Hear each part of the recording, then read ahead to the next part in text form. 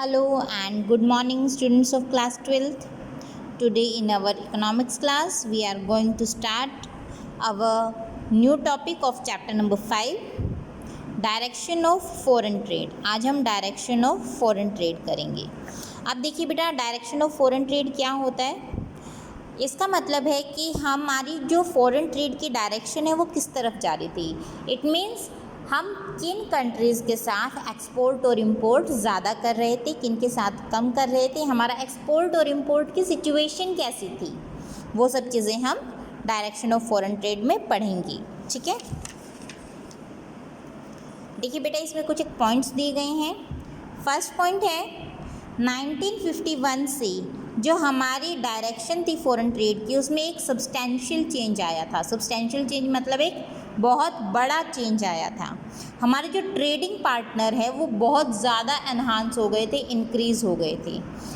इससे पहले जो हमारे ट्रेडिंग पार्टनर थे वो सिर्फ यूके, यूएसए और कॉमनवेल्थ कंट्रीज़ तक ही सीमित थे। लेकिन हमारी 1991 की न्यू इकोनॉमिक पॉलिसी बनने के बाद हमारे जो ट्रेडिंग पार्टनर हैं वो काफ़ी ज़्यादा एक्सपेंड हो गए थे।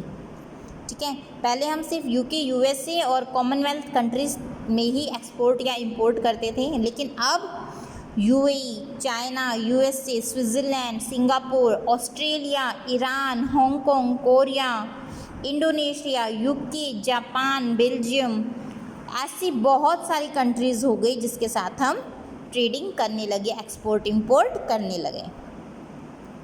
एक बहुत बड़ा फीचर देखने के लिए आया किस वे में, डायरेक्शनल पैटर्न, कि इंडिया का जो फॉरेन ट्रेड था वो काफ़ी ज़्यादा बढ़ा है। कैसे?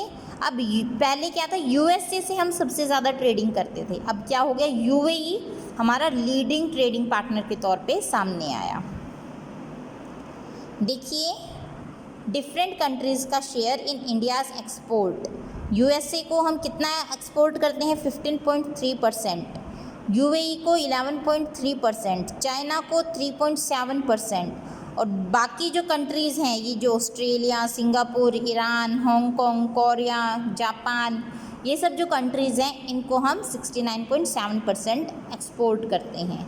ठीक है, उन सब का ही सब टोटल आ गया।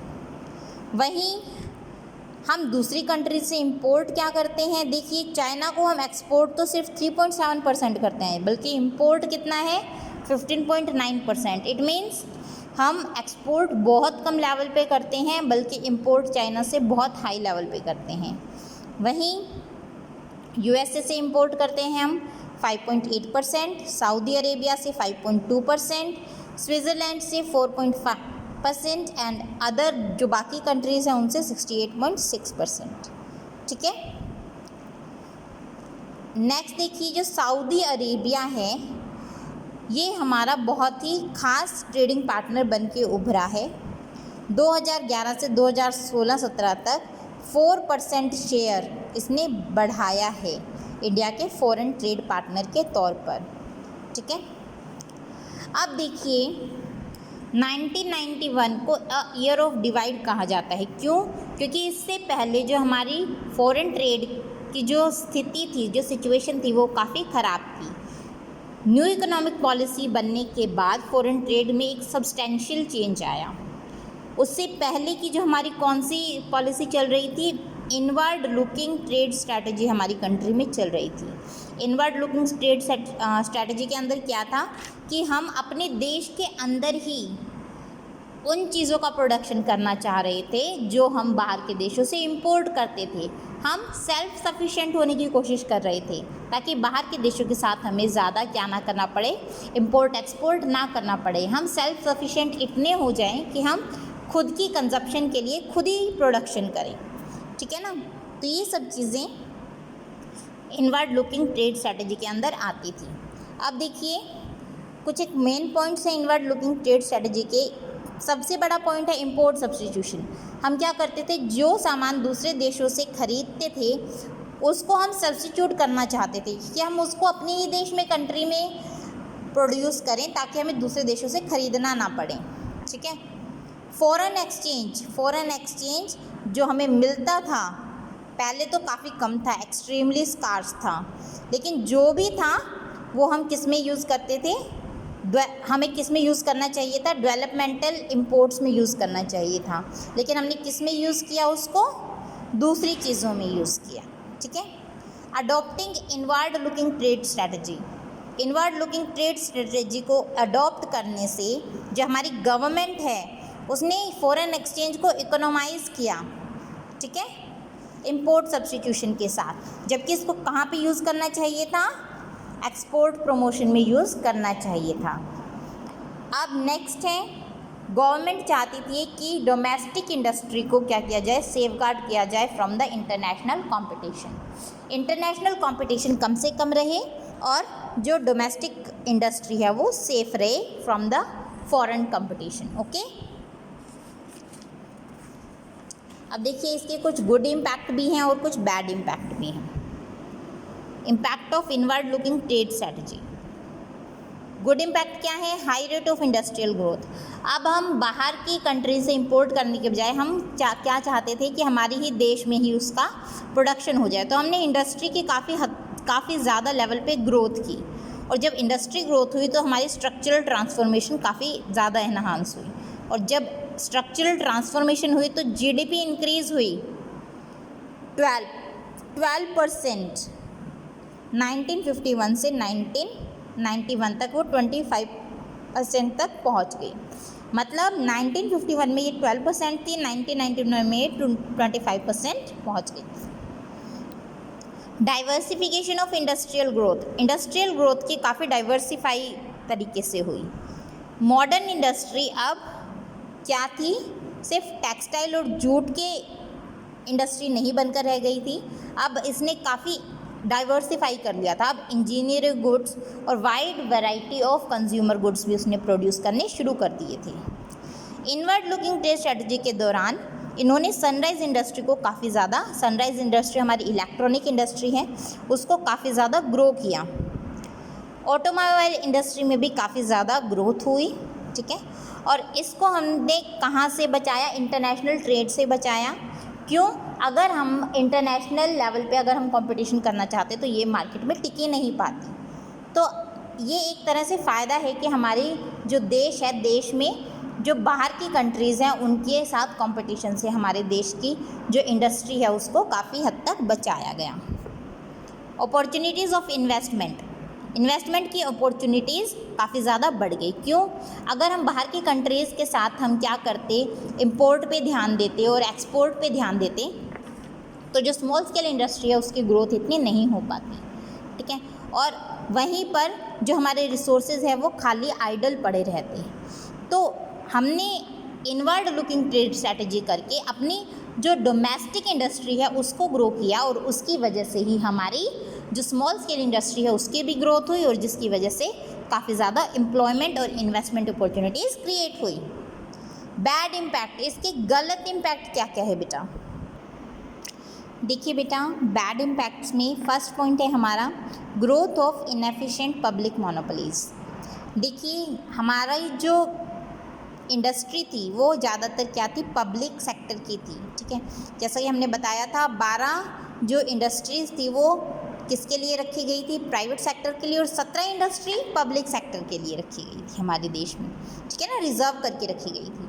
तो पब्लिक सेक्टर की मोनोपोली हो गई, और अब मोनोपोली होने के साथ साथ क्या हो गया इनको फ़ायदा कि ग्रोथ करती थी, इनके पास कोई कॉम्पिटिटर्स नहीं होता था। साथ में कॉम्पिटिटर होता तो वो आगे अपनी ज़्यादा एफिशिएंटली ग्रो करते, बट क्या इनएफिशिएंट भी है क्योंकि इनके पास कोई कॉम्पिटिटर नहीं है, इनके साथ में मतलब इनको कंपटीशन देने के लिए कोई दूसरा सेक्टर नहीं है, कोई दूसरी इंडस्ट्री नहीं है। तो इस वजह से हमने इनएफिशिएंट पब्लिक मोनोपोलीज पे, इनएफिशिएंट जो पब्लिक यूनिट्स हैं, पब्लिक इंडस्ट्रीज़ हैं, उनको ग्रोथ करने में हमने ज़्यादा टाइम वेस्ट किया। जो हम अगर एफिशिएंटली जो वर्क कर रही है उन इंडस्ट्री पे टाइम कंज्यूम करवाते तो उसमें हमारा ज़्यादा बेनिफिट रहता, जीडीपी काफ़ी ज़्यादा बढ़ती। Lack of competition implied lack of modernisation, competition नहीं था तो मॉडर्नाइजेशन नहीं हुआ, हमारी जो पब्लिक सेक्टर की यूनिट्स हैं या फिर इंडस्ट्रीज़ हैं। ठीक है, कंपटीशन के बेसिस पर क्या होता है, हम उससे बेहतर काम करें वो वाली फीलिंग आती है, लेकिन यहाँ पर कोई ऐसी चीज़ थी ही नहीं। Indiscriminate spread of public sector enterprises, मतलब ये कुछ ज़्यादा ही स्प्रेड होने लग गई थी। क्यों होने लग गई थी? क्यों? जो पब्लिक सेक्टर की एंटरप्राइजेस थी वो बिड करने लग गई थी अपॉर्चुनिटीज़ इन्वेस्टमेंट की, किसके लिए? कि हाँ, हम उनके पास देखिए पैसा तो होता ही था, क्यों? गवर्नमेंट उनको प्रॉपरली फाइनेंस प्रोवाइड करती रहती थी। अब जब उनके पास पैसा है तो जो अपॉर्चुनिटीज़ नॉर्मल व्यक्ति को मिलनी चाहिए वो पब्लिक सेक्टर की एंटरप्राइजेस क्या कर रही थी? स्वैलो कर लेती थी, मतलब उसको अपने हाथ में ले लेती थी। इकोनॉमिकली अनवायबल स्टेट एंटरप्राइजेस, देखिए जो पॉलिटिकल कंपल्शन होता था वो पब्लिक सेक्टर के ऊपर ज़्यादा होता था। मतलब अगर कोई पब्लिक सेक्टर की इंडस्ट्री लॉस में जा रही है तो उसको शट डाउन करने नहीं देते थे जो पॉलिटिकल पार्टीज़ थी। क्यों? वो ये तर्क देती थी कि ये किसके साथ अन्याय होगा? ये सोशल इंजस्टिस होगा to the worker, it will be social injustice to the worker. जबकि अगर कोई प्राइवेट सेक्टर की इंडस्ट्री अगर इकोनॉमिकली लॉस में जा रही थी तो उसको शट डाउन करने के लिए वो उसके ऊपर क्या डालते थे? दबाव डालते थे। तो ये बायसनेस हुई या नहीं हुई? पक्षपात हुआ ना। प्राइवेट सेक्टर की इंडस्ट्री को तो आप बंद करवा रहे हो अगर वो लॉस में जा रही है, लेकिन पब्लिक सेक्टर की इंडस्ट्री को ये कहकर बंद नहीं करवा रहे हो कि सोशल इंजस्टिस होगा वर्कर्स के साथ अगर ये बंद हो जाती है। क्यों? प्राइवेट सेक्टर में वर्कर्स काम नहीं कर रहे क्या? तो ये एक तरह से पॉलिटिकल क्या होते हैं, दाव पेच होते हैं, जिसकी वजह से ये हमारी जो इकोनॉमिकली अनवायबल इंडस्ट्रीज़ है उसको भी बंद करने नहीं दिया गया, और जिसकी वजह से वो चलती रही और लॉस से लॉस आगे बढ़ता रहा हमारे देश का। ठीक है, तो बेटा अभी आपका जो ये चैप्टर है ये कंप्लीट हो गया है। आपका जो वर्क है घर के लिए वो है आपको इसके MCQs, इस चैप्टर की पूरी की रिवीजन, और इसके जो कंप्रीहेंशन है, comprehension of the subject matter, reason based question, ये वाले क्वेश्चंस आपको घर से करके आने हैं। ठीक है, क्लियर?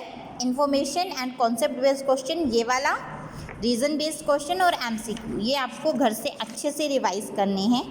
और ये पूरा चैप्टर एक बार आप देख भी लीजिएगा। अगर फिर भी इसमें कोई भी कन्फ्यूजन आती है तो प्लीज़ उसके बारे में पूछिएगा ज़रूर। ओके बेटा, so that's all for today, thank you.